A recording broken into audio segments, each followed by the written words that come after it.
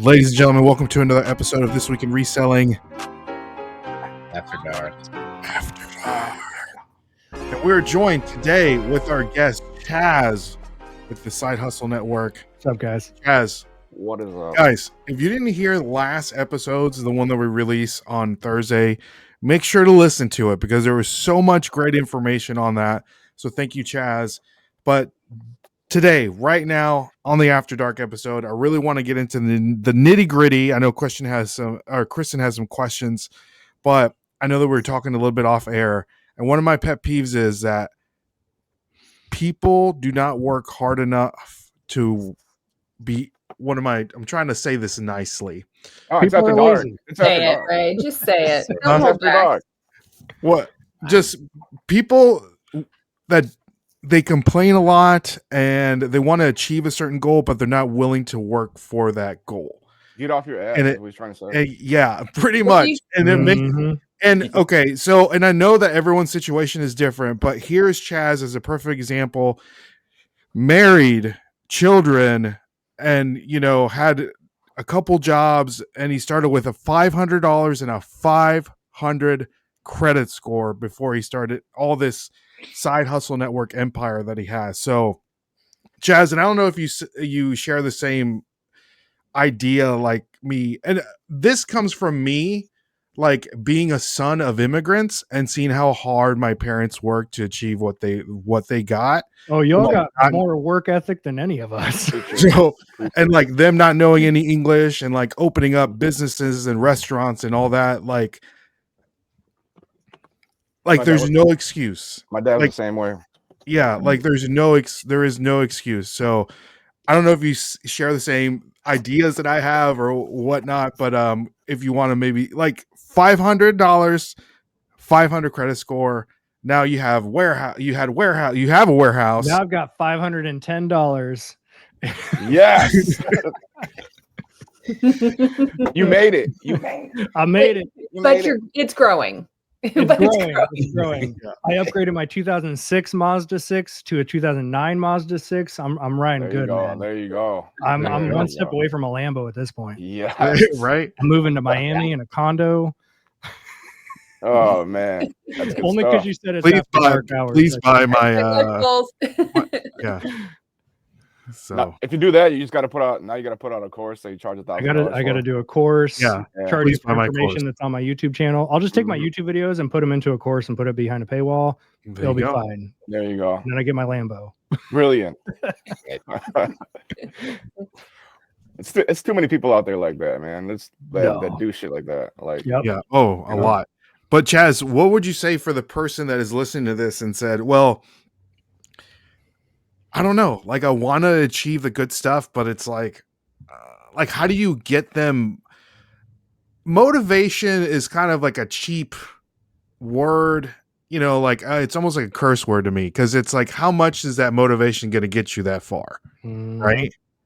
Like I can be motivated, but is it going to last? That's motivation. I mean, you want to hear that cha-ching. I think that's motivation. So if they just do that the one time, but Chaz, I'm sorry, you're the guest. You tell us what you do.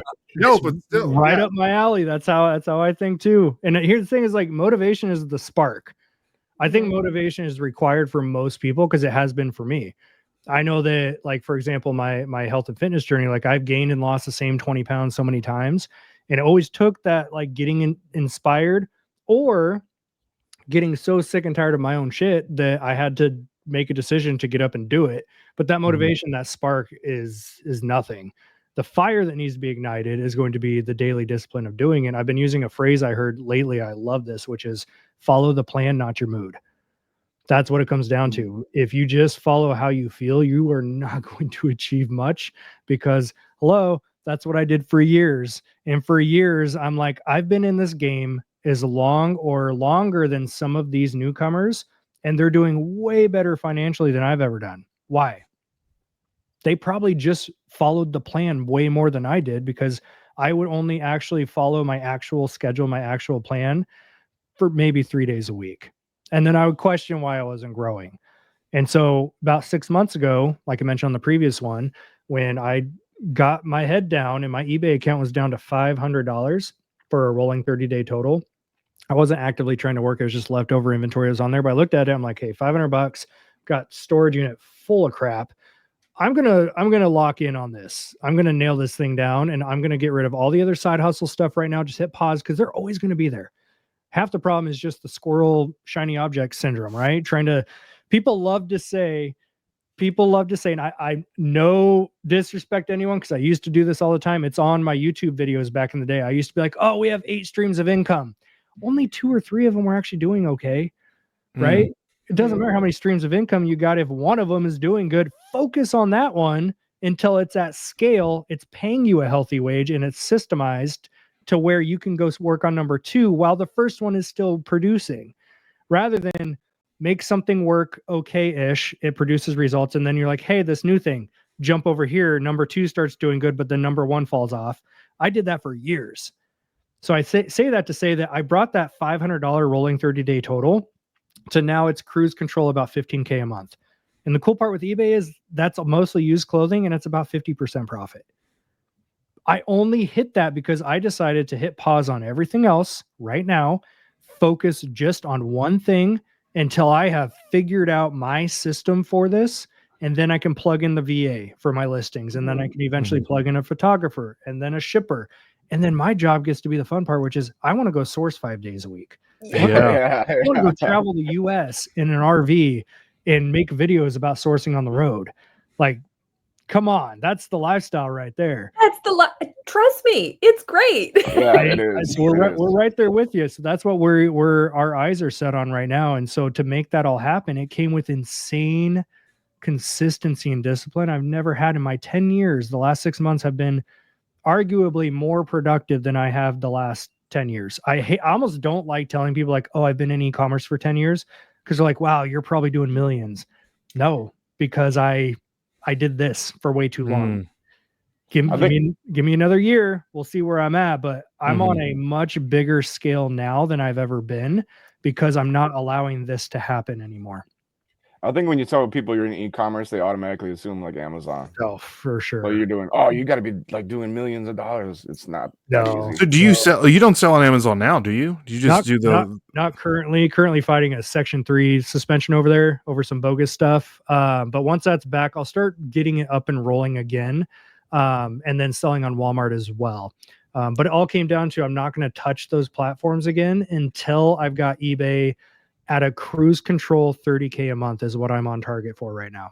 I want eBay to do 30K a month sales because of roughly, based on the current rate, roughly 50% of that is going to be profit, which means 15K a month profit allows me to pull out a very healthy wage for ourselves just out of eBay, nothing else.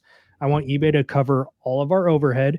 I want eBay to pay for everything we possibly need to go buy us an RV and a truck in cash. I want eBay to be able to do all these great things. And then once that's systemized, other people are running it for me and it's still running, then I'll go work on the next ones. Love it. Nice. I love it. Joe, what says you? You've been quiet, so I'm just trying to. I'm just listening. Those hamsters on that wheel are saying, right? We're doing up there. Do you have people sourcing for you in your Oregon warehouse thing? Because no, and it's Texas, very. So I know that's probably the thing I should have done from the beginning because here I own a prep center in Oregon. Right. I should be using it, and I can easily train shoppers because I still have routes up there that are still good. Up there, we have grocery outlet. And I have access to probably 15 grocery outlets. And if you guys don't know, it's kind of like an Ollie's. I never knew what Ollie's was up there when I lived up there because we don't have them. Ollie's in grocery outlet, they're just overstocked discount stores, right? They're buying pallets of overstock. Either of those. So you get into some of these places and you have to deal with expiration dates that are close dated, which is why there's so much bulk coming in there. But you find some good stuff in there. Like I made probably $2,000 on jerky on one run. It was, I think the brand was Epic. It was like Epic beef jerky. There was one flavor that just got discontinued. And I rolled into a grocery outlet. I found probably 30 or 40 bags. They were $4.99 each. The expiration was like 8 months out. So I was good on that front. And they were selling for like $30 a pop on Amazon. Let's go. So all day long. And I just grocery outlet hopped in one day and grabbed hundreds of them. Made a good amount of money on that. So that's an example of the routes that I would have up there. So yes, I should hire a shopper. It's on my to-do list. Joe's for hire. He'll do it. Yeah, Yeah. there you go. Yeah, We have to organize. I think that like no sales tax in Oregon is crazy because here in Tennessee it's 9.7. Oh, you guys are at 9? That's Yeah, nuts. it's Dang. insane. Okay. Yeah, we're at 8 here, and I thought that was high. We're at 8.75 here. It is high. Jeez. Okay. Mhm. It's almost 10%, you know, so just slap Yeah. on another. Yeah. And when you talk about the Amazon and Walmart side, like 10% is most people's margins. Mm-hmm. So there goes a lot of people's profit. That's why sales tax free states are wildly popular for online and retail arbitrage. God, I didn't even know that was a thing. So that's a whole world. You Yeah. open up that door, there's a whole world on that side. Yeah. Man, I need to get back into Ollie's now that you were talking about it. I haven't been. Yeah, the only me problem too. is the only problem was he's talking about the other person that runs the Discord, Sarah. I got to compete with her because she Yeah, lives like you an guys hour are from like me. 20 minutes from each other. Yeah. Oh, We Yeah, got she- plenty of ollies down here, Brendan, so I'll take you on next week. There I'm you go. already gonna fill my car up with stuff anyway. So Yeah, Now I I'll wanna take you, go. Kristen. It's right down the road. It's literally right down the Alright. road. I'm I down. want to go. See, now I Yeah. just want to go shopping after all this talking. That's what Yeah, I'm gonna let's do. do it. I know. Where do you get all your? I know that you said you're in the process of getting rid of your death pile of stuff that you had in your storage unit, but like, do you do any going out garage selling? You know, Goodwill bins kind of stuff. Like, Oh, what you- really gets Chaz like? And when you get a blood RV, are you gonna pumping. travel with your death pile? No, that's why I've been having to Oh, get caught up. yeah, okay. It's comical if you thought I haven't been sourcing while having this death pile. You can't take the sourcing part out of my life, man. That's what gets me going. Yeah. So lately it has been, and actually as of 2 days ago, I photoed my last item from the storage unit death pile. So that was about 2,000 items I photoed over the last 2 months. So I'm very, very happy that's done. And so throughout this process, and now I'm going to lean heavier into it, Facebook Marketplace is incredible down here. I actually went as far as proving it can be highly profitable in most cities. So I've done YouTube videos recently where we went to Orlando back in December, and I cleared, after all travel expenses, over $1,000 profit off of that trip. Just Facebook Marketplace, a couple garage sales, or not garage sales, thrift stores. Did the same thing when we went to Oklahoma City. I found a $5 pair of 1960s Levi's that are worth roughly 1,000, maybe 1,500. Like I've been cleaning up on Facebook Marketplace everywhere I travel. So while we do the whole RV life coming up, I'm going to be documenting city by city as we do this. So Facebook Marketplace, very much one of our bread and butters around here, because I'm rarely picking up just one thing. Facebook Marketplace for me is an opportunity to meet, just like Tech would talk about, meet the people that has access to more product. I'm very much in that same mentality of, I will rarely drive and pick up one item unless it's a crazy flip like Orlando. I drove 20 minutes down the road for a leather jacket. The brand was Lost Worlds. Brandon got to see this thing firsthand in the hotel lobby. Yeah. I was like, hey guys, I got to go run and pick something up. $150, Lost Worlds horse hide leather jacket. And I sold that. I took the photos on the hotel bed, listed it at 2 a.m. in the hotel lobby, and then I carried it with me on the plane. And before I landed, it sold for $950. Nice. So I'll drive for one item if that's the scenario. But most of the time, when I find an item I want to flip, if they accept the offer, I'm always asking one question. Do you have any other items for sale? Right? If it's not on their e-commerce profile, you can ask them, do you have any other items for sale? I do use clothing, shoes, electronics, collector's items, etc. Most of the time they have at least a few other items. So this has led me to tons of deals down here. One of the recent ones was picked up a leather jacket for $8. And I'm like, hey, do you have any other clothing items for sale? And she's like, actually, I just opened up my storage unit. I started going through them. This leather jacket was the first one of 20 that I was going to put up for sale. I'm like, are you open for offers on the whole deal? And here's one thing that I think has set me apart so much from most sellers, because I used to struggle with this, is telling people up front what you're going to be doing with it. And I don't say I'm selling it on eBay. That sounds dirty, right? What do you Yeah, say? yeah. Give us the You ready for it? Give us the spiel. This is like behind the paywall exclusive. Oh, there we go. There we go. Exclusive deals. Use Yeah. the terminology. I run an online distribution business, and I'm always looking for good inventory. Mm. How's that sound compared to I sell on eBay? And that's not a That's lie. Well, you're not lying. Yeah, Not yeah. a lie. And That's especially like if that's you- a good like chat GPT, like put your resume, please, please fix I love it. these job descriptions. I love it. Yeah. I run an online distribution business. Exactly. And so that usually piques people's interest. Like, oh, how's that work? Well, I use multiple platforms. I sell on Amazon, Walmart, eBay. I have wholesale deals I can push out to some people as well, depending if we have volume. So that sets you up on this pedestal of like being a legitimate business owner now, not just someone that's side hustling in people's garages, right? You scammer. That's such a dirty. Yeah. My wife and I, even 10 years later, we still constantly are like, you dirty reseller. Oh yeah, it's such Like, a dirty hey, these are word. gonna Reseller scum. Yeah, these shoes are going to sell for $100. I'm like, you're such a dirty reseller sometimes. or the stealing from the poor, right? We all get that Oh one. yeah, too. that too. Oh yeah. Stealing from the poor. So yeah, I use the terminology. I run. This is usually the phrasing would be, okay, jacket for example. She had it listed for I think 20.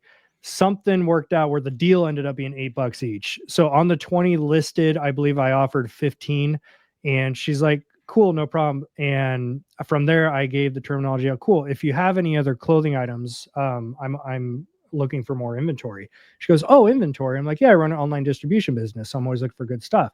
And that's when it was, oh, I actually got a storage unit.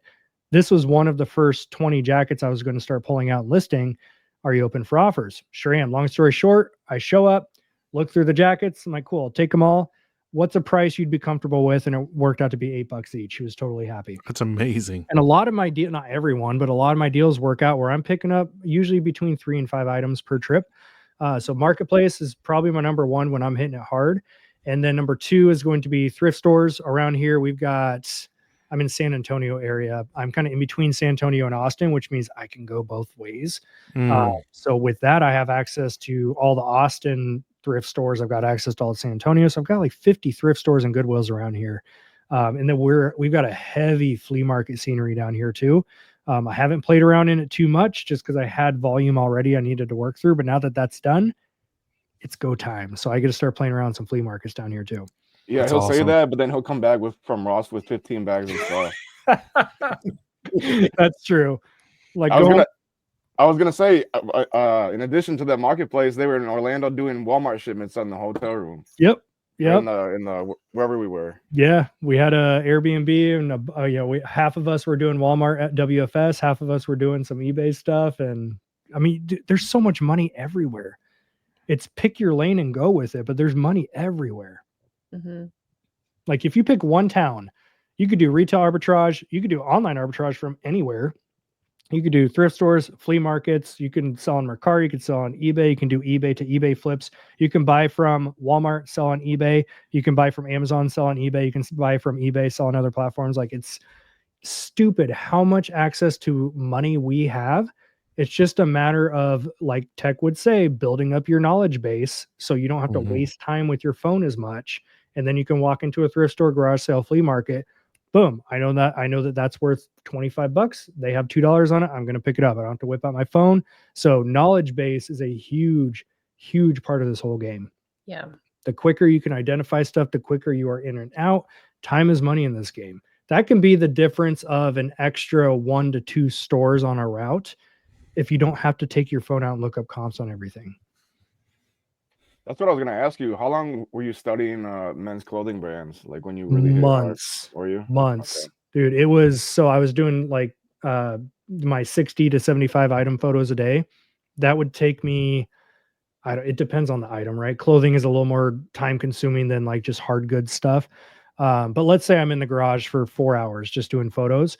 Instead of listening to music, I am listening on repeat to other people's sold comp videos over and over and over. Because when I started doing men's clothing back in October, I knew zero, absolutely zero. In 10 years doing this, I can tell you all about specific collector's items with Ninja Turtles, 1988s. I can go down that whole rabbit trail on collector stuff.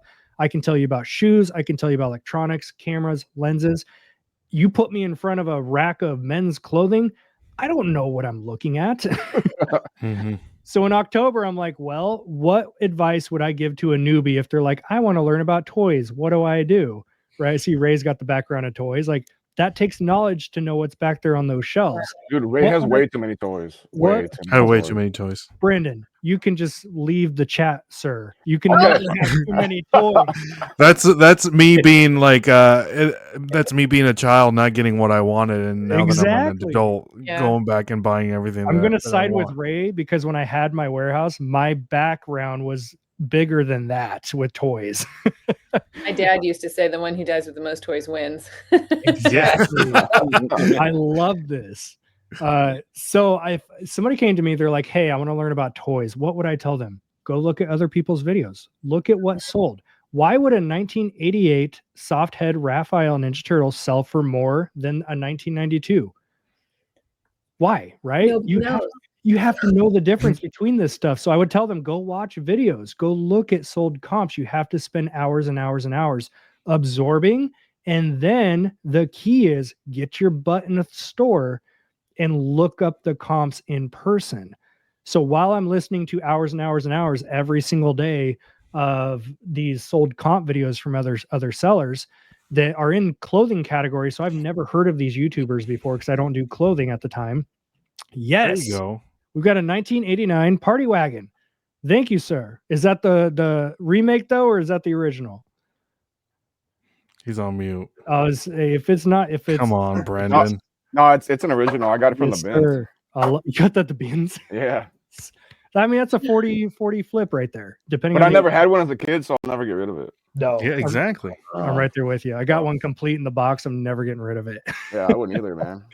So yeah, these are the nuances when you get into any category. Is you've got to be willing to spend the time looking up all the comps and the research from other people, and then get your butt into the store. And what I would do is I would literally look like a newbie. Even after 10 years, I had to like, all right, let's take my pride hat off for a minute and be new again. I had to stand in front of the men's shirts and I had to swipe the first one and be like, I don't know what a Relwyn is. Let me look this up. I'm like, oh shit, that's a $40 shirt. Why? Right? What other things are from Relwyn that are good? And next thing you know, I'm finding a $200 jacket and all these different things I never knew about. I'm like, cool, Relwyn's up here now. That's a good brand. Swipe through the second one. All right, now I've got a cheap Banana Republic something. I'm like, that's not good. That's up here now. And what I've learned from doing that thousands and thousands and thousands of times now is clothing specifically. I've learned for me, I'm looking not for the good stuff. It's more so how quickly can I swipe through the bad stuff and find something I've never seen before, find something that's a unique print or a unique style or a brand I've never seen. Then I'm looking it up. But the more you can build this right here, the quicker you can swipe through. Because I've had people are like, how do you swipe through that so quick? Because I've taken other people's resellers with me too in stores. Like, how do you get to the point where you can swipe that quick? I'm like, because I have identified all the bad stuff right away. And I'm looking for the stuff I don't know about. I already know it's good or I'm interested in. It goes into my cart. I'm not pulling out my phone yet. It goes into my cart. After I go through the whole run, then I take my cart full of stuff I'm interested in, push it off to the side, look at my comps. What happens is if you have other people in that store trying to do this too, which has happened, I saw this happen recently. I went into Goodwill here just down the road from my house, went in there, and he may be brand new. I don't know his story, but he's looking up one by one every single piece on his phone, just like I just talked about. The difference is I've already been doing this for 6 months. So I was able to pull out like 20 pieces. I was ready to go by the time that he had 3. So if you're in a store with other people, don't take your phone out until you're completely grabbing everything you're interested in, then go off in a corner and do it. That was a big change that I made.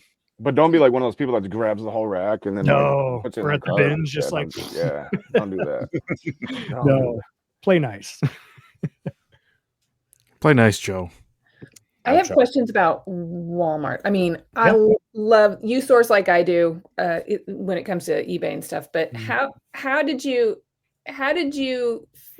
know what to do when it came to putting stuff on Walmart? And can you tell me about selling used things on Walmart?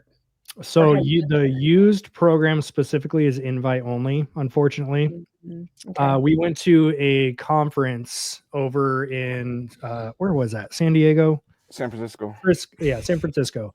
I think it's in San Diego this August. So Yeah. San Francisco, a bunch of us went out there from our group. We had like 25 of our members, 30 members went out there. At least, yeah. TSN was representing. So we had about 30 of us go out to this Walmart sellers conference where Walmart themselves put it on. Massive event. We're talking thousands of people. They put in millions of dollars into this thing. And so we got to see firsthand the different programs. They've got a collectibles category program that's rolling out. They've got a used program that's rolled out. It is invite only. So we currently can't sell used things on there. There are, I will say, listings where the title will say used. Technically, you can list on there. I probably wouldn't recommend playing with that until you go through the actual legitimate program itself. It is invite only.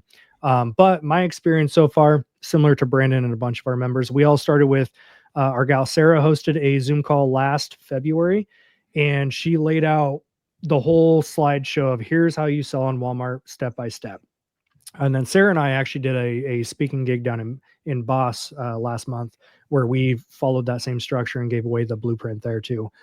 So it was the basics and the logistics of what is Walmart, what is selling on Walmart, how do you do it, the fees.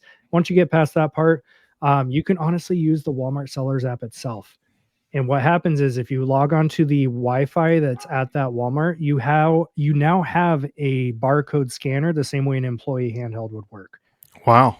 So the cool part is you can find hidden clearance very easily where it might have a $10 clearance sticker on it, but you scan the barcode while it's connected to that store specifically, and it might actually ring up for $5. That's awesome. And then you can click on view the online marketplace and you can see what the online price is going for.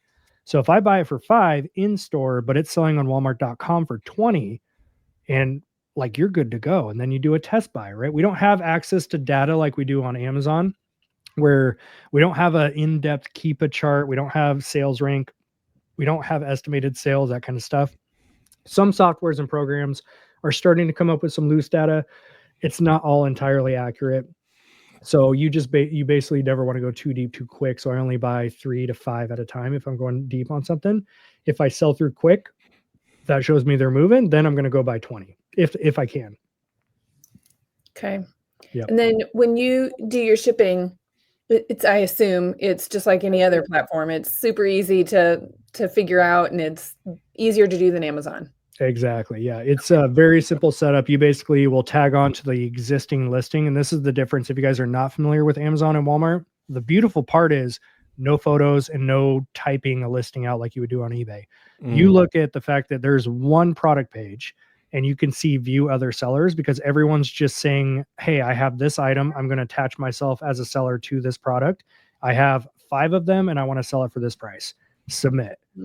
And then when it sells, if you're doing Walmart's called seller fulfilled or SF, that means you're listing it, but you're keeping it. And then when it sells, you ship it direct to the customer. And the shipping part works just like eBay. You're going to put in your dimensions. It's going to give you your USPS or your FedEx options, select, print, good to go.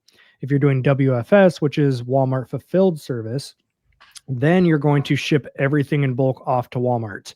And you don't actually house anything. You don't ship direct to customer. They take care of customer service after that. So everything's just shipped right up front. So pros and cons to both methods. Okay.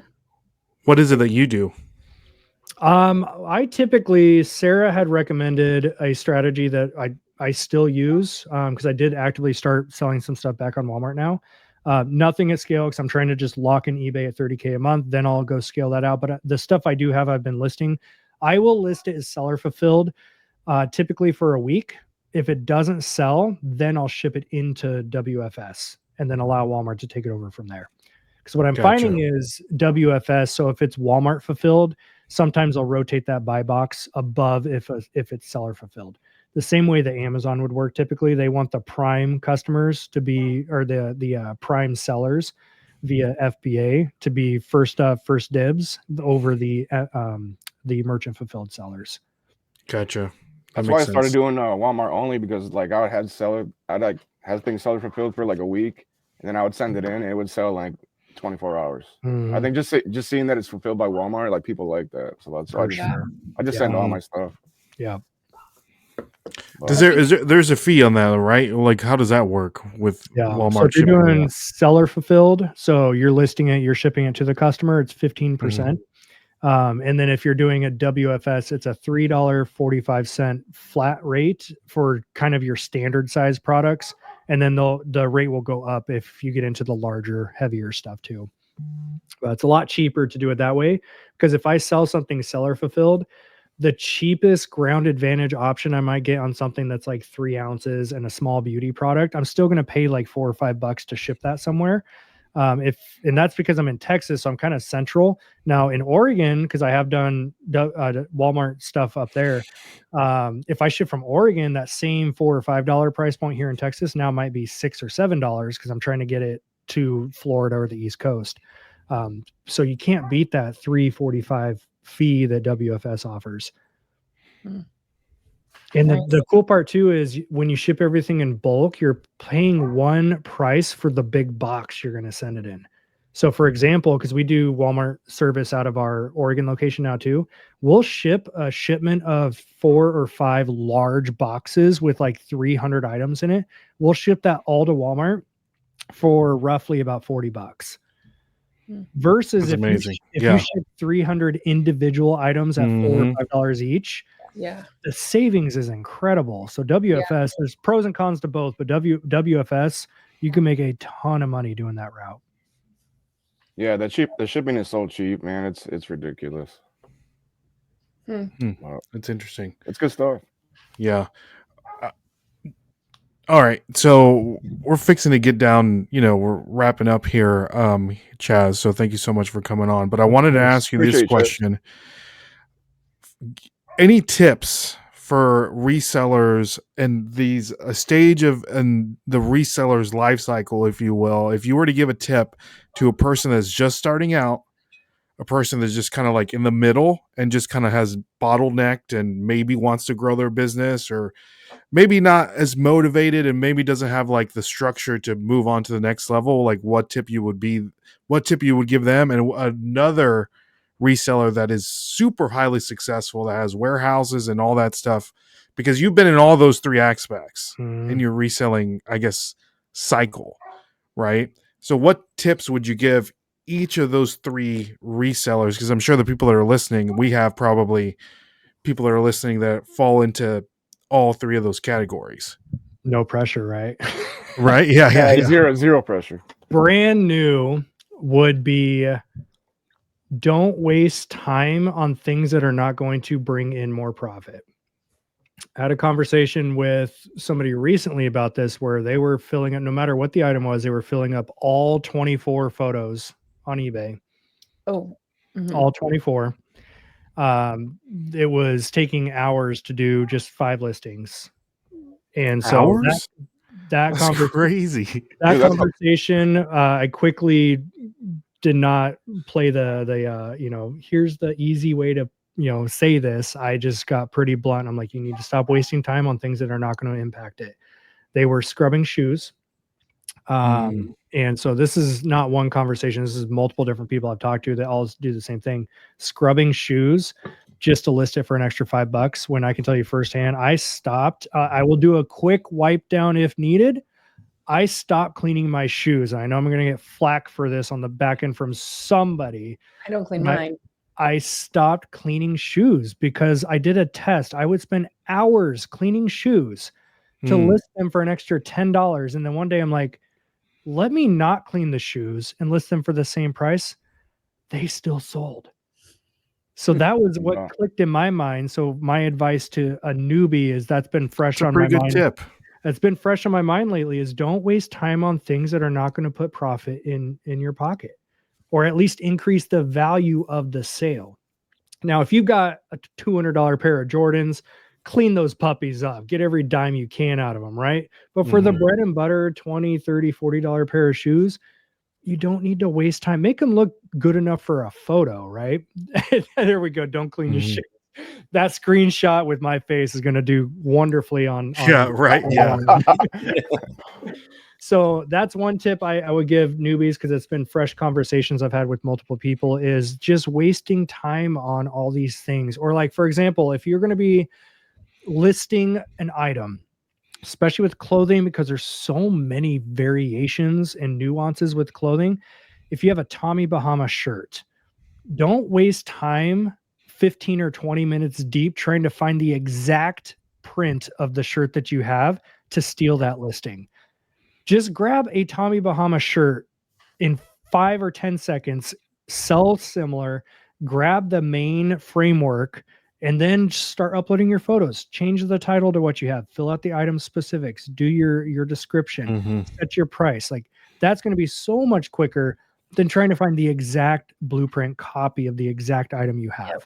So I'm all about saving time these days, is what a lot of my answers come down to in different ways. So don't waste time on things like that. If you've got a new inbox item, you only need like 4 photos. You don't need 24. If you've got a shirt, 10 to 12 photos will do perfectly fine, even less than that. But if it's got flaws, now we're talking about doing a lot more photos.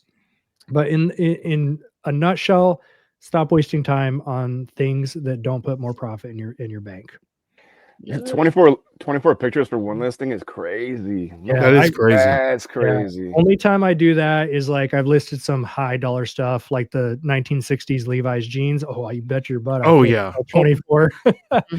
Every stitch makes a difference. The placement of the stitching, the button, the time, the button stamp on the back. Like, fill up your item descriptions on unique or high end stuff like that.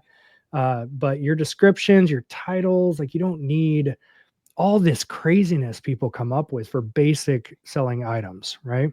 Intermediate level seller is where I highly recommend you start getting help on board. If you are in what I would consider an intermediate seller, it's hard to attach just $1 to it, right? So I'm not going to say, like, on paper, yes, a smaller seller might be 5K or under in sales. A medium tier seller would be like 7,500. A larger seller would be 10K plus. That right? You can kind of tier it out that way. But for me, I'm looking at time. If you are an intermediate seller, meaning you've got some experience under your belt, your business is producing profit, you're good, but you are capped on your time, you're overwhelmed week after week after week, it's time to bring on help, man. Start with something like a virtual assistant can easily be outsourced with your listings. And I'm telling you, it is a breath of fresh air when you go to bed and you had Dropboxed or Google Drive your photos over to them, and you wake up, you're like, huh, there's 10 new drafts done. I didn't have to do it. So your hour to list now turns into 10 minutes in the morning to just review and push them out live. And that's another tip I would give too. If you use a VA, there's a level of trust and experience that comes with a VA until you get them to the point where they can just push them out live for you. I personally don't recommend that. I want you to put your eyes on it. They're going to miss keywords. They're going to do like 75% as good of a job as you might, right? So where do you recommend getting a VA? So I do recommend Upwork.com is what we've personally used. I've hired at least 25 VAs for different tasks and jobs over our career. Currently, we're working with a team that's not on Upwork. And I'll just do a quick plug for these guys. If you want access to them, easiest way is to shoot me an email. They gave me a link to push out to them, but they are open for more clients. We have a weekly meeting now, so they gave me a heads up that they're looking for some more clients to work with, and that's the same team that does my drafts too. So emailing myself at Chaz at Side Hustle Network would be the easiest way to grab that. So these guys have been phenomenal to work with. They're, again, any VA is going to be like 75% as good as you will, but done is better than perfect. What's an average VA cost? It can be 2 different ways. Hourly, $4 to $5 an hour is a going rate for them. And a lot of people in the US that don't know VAs make that face. They go, yeah. That's below poverty line. Over there, that's the equivalent of like 15 to $20 an hour. Wow. It's crazy how little US dollars they need to make a great living over there. So what I like to do is pay the minimum it would take, which is like $4 or $5 an hour, but give them bonuses all the time. Treat them right. I think that as an employer looks so much better than just if I pay them $7 an hour and that's it. They just get the same paycheck over and over. I think it looks good as an employer. We do the same thing with our staff too here in the US, is pay them a good, healthy going rate, but then just treat them, right? Spoil them with those bonuses every month or every quarter. Buy them the gift cards. I've bought some of my VAs. Like I have one guy that does t-shirt designs for me. And when I first hired this guy, he's like, hey, I'm not going to be able to do any work for about 3 or 4 days. I was like, oh, do you mind me asking, like, did somebody get sick? I want to know. So if there's something I can help with. He's like, oh no, my sketch pad that I had broke. So I have to wait until I get paid for his real job so he can get a new one. I was like, how much is a new sketch pad? He's like, oh, about $80. I'm like, dude, I got you. So I went and got him whatever new model of sketch pad he needed. And he was so beyond grateful. It was insane. So it doesn't take much for the overseas. So $4 or $5 an hour going rate, or about $1 to $2 per listing. It just depends on volume and different factors like that. Okay. Yeah. So intermediate seller, get help on board. VA is one of the easiest ways you can do that. Different services are out there where you might be able to take your photos, drop it over to them, and they can do the listings for you. Same thing a VA would. There's different services out there. If you have friends or family you are comfortable with, oh my gosh, Brandon, your cat's so cute. Brendan, I didn't even know you had a cat. I didn't know you had a cat either. Oh yeah, I showed her before. I think I don't remember who. What's we your were talking cat's to. name? It's just Chi-Chi. Chi-Chi. Oh, Point. Chi-Chi, I love it. Yeah. It's the ADHD in my brain. Cat. Yeah, cat. There's the next step up from listings is getting photos or shipping. Get help with that. That's usually going to come from friends or family. Pitch them $20, buy them lunch. They'll come over and do some photos for a few hours. 1000% recommend. My sister-in-law started coming in. We're testing this hour. She comes in about 4-hour chunks a couple days a week. There was a day where I photoed about 100 items at the storage unit. And then I came home and she photoed 60 hats while she was here. I was like, wait, this is cool. Because now I can hand that all over to my VAs and then they do the photos. I just have to ship it out when it sells. That was the coolest thing to come back home to. So getting help is the intermediate thing. Highly, highly recommend. Top tier. Once you have, let's say you have staff, you're crushing 10, 20, 30, $50,000 a month in sales. You've got a full-on operation. What we consider, you have like solopreneur, you have business, and then you have a company. I think company means you've got staff under your belt, you've got a full-fledged operation going on. Then it's taking the saving time aspect to a different level. Where, it sounds dumb, but where can you save 30 seconds? Because at scale, and only people that do scale understand this. If you're a new seller and you're like, what? 30 seconds is 30 seconds. Who cares? I'm talking, and this will apply for the other tiers too, but more so at scale. And we've seen it firsthand in network prep. When we started doing like 20 or 30,000 units per month out of our Oregon Prep Center, I learned the power of saving 30 seconds because that 30 seconds as an employer turned into, I did the math, it was, I think, $800 a month in saved time. Because as an employer, you had a post about where to put your tape gun. I was like, oh, come on. Yeah. Kristen pays attention. She knows where I was going with that. What? Tape gun?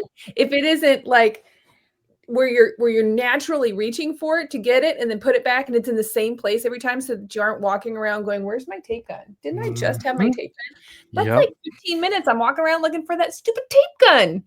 Magnet, stuck it right there. And I was like, oh, that is so smart. Oh yeah. Everything should be within reaching distance. Weird, right? Yep. Everything should have a spot. I've become huge on this because in network prep, the amount of times I would fly up there, and even after we had moved, we've still, every time I take a trip, there's improvements being made. And I kept flying up there and I'm like, where are we keeping the extra tape at? Oh, well, there's a couple spare boxes under that scale. There's a couple boxes over here. I'm like, no, everything should have a dedicated spot. Everything should be on wheels. So we don't have to waste time pulling stuff off a shelf if we need to move a shelf. Everything should have magnets on it. So we don't deal with what our first kind of 1.0 build for all of our tools and supplies was a pegboard, right? Nothing wrong with that. The problem became if you use the little metal pegs, that tape gun kept making it flop off and we have to put it back on and all that kind of stuff. So I'm like, what if we got a big magnet and put it behind that? So now our tape guns can slap right onto it. So IKEA makes those magnet bars for knives. Yes. Just saying, works really good Yes. for a tape gun. Absolutely. Tape gun, if you use like a Scotty peeler, we'll use Scotty peelers that can just slap right onto a magnet. You start thinking about getting efficient when we're talking about that higher level stuff. Saving 30 seconds, man. The equivalent is either going to come down to hours and hours of your time or hundreds of dollars of paying staff. That's so good. I beg to differ, though. I think the efficiency at any point in your selling career is good because you can apply it to other parts of your life also. Because toothbrush goes in the same place every time. The Literally. the same place every time. Because that way you can get through tasks quicker, so that you can go outside and enjoy life a whole lot more.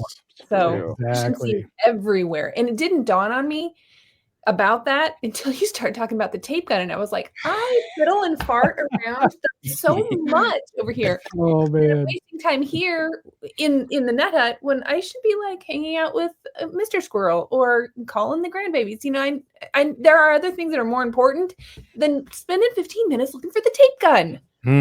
Yep. So, Sharpies, all of it. Yes. Kristen, you just need a holster for a tape gun on you at all times. When I'm at junk stock, I do. I have an apron and I have all my stuff in there. So we at one point in the warehouse up there, we talked about a utility belt because they use box cutters, Sharpies, like everything's used all the time. Like we can come up with a network prep utility belt for you guys like that, man.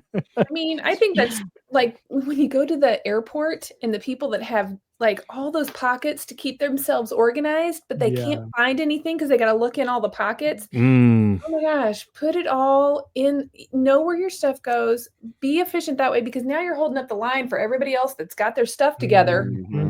Trying to get through security. I think it should be efficient across the board, your whole life. Absolutely. But I like organizing my drawers. I like Marie Kondo everything. Yeah.